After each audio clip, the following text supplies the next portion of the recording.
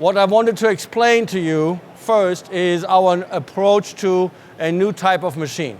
It's a machine that is not geared towards the very, very complex parts. What do I mean by that? It's parts that have medium complexity, like this part,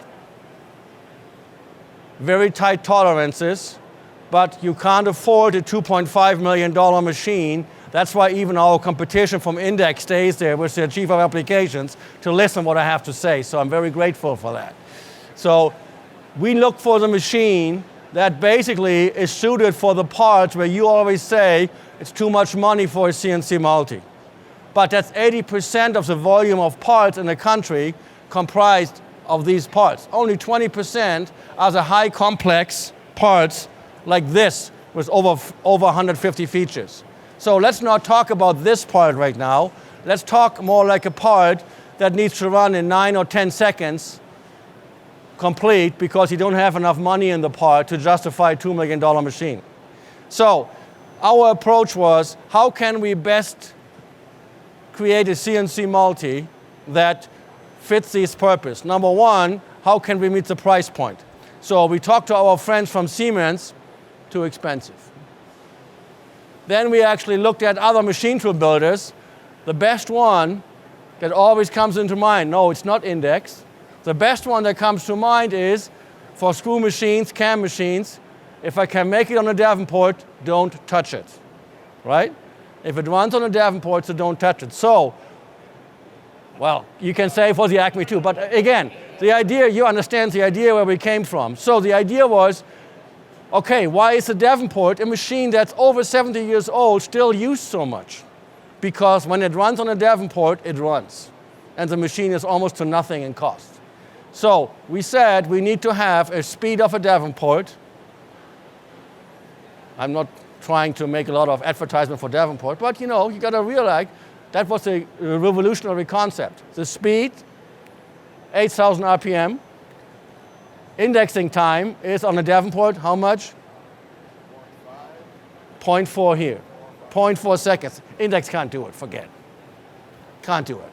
So 0.4 second indexing time, 8,000 RPM, 5 spindles. The reason why we have 5 spindles is because the parts have medium complexity. If I need more spindles, I need more controls. I need Siemens. So Siemens is not limited in CNC axis on a CNC multi. Siemens has up to 72 CNC axis. With Fanuc, I'm limited to 31 because I can only use one control on a Fanuc. But if I can stay with 31 axis, I pay a third the money on the controls that I pay from Siemens. That's the reason why we went with Fanuc. And Fanuc is a standard in the US. Everybody in the US understands Fanuc. So, number one, we had Fanuc as a control, 8,000 RPM, main spindle, 0.4 indexing time, 5 spindles. So now comes the next question. What do we do with our bar loader and all the other stuff? Well, as you may know, ZPS, Timax ZPS also owns Pietro Cucchi. Pietro Cucchi was bought 5 years ago. So we basically had our friends in Cinisello, Italy, design a bar loader that doesn't only hold the bar loader, but also holds high pressure coolant, chip filtration, and the chiller. The chiller is used for the 2000 PSI high pressure coolant and to chill the control cabinet. So you have no air coming into the control cabinet, which is, by the way, down below. So next thing, we needed to actually make sure that we have no chips hang up in the machine, which of course you never have on a multi-spindle.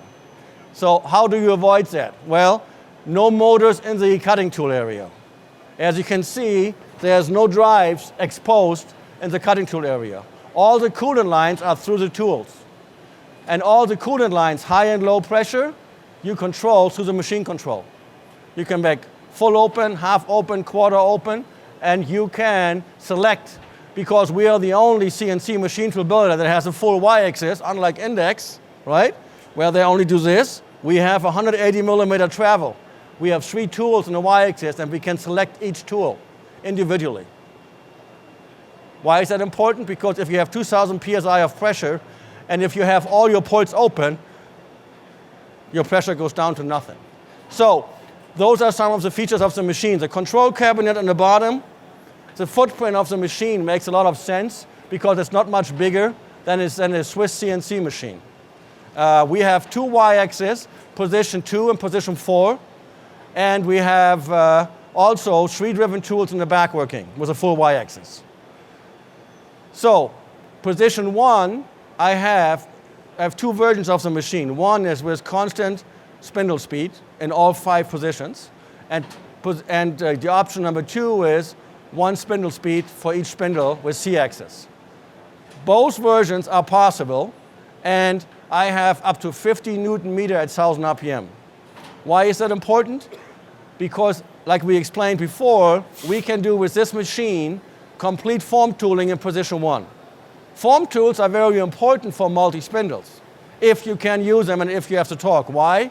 Because position number 1 on any multi-spindle and the back working will determine your cycle time. So, anyhow, that's the machine. Any questions so far? Nothing. Say again?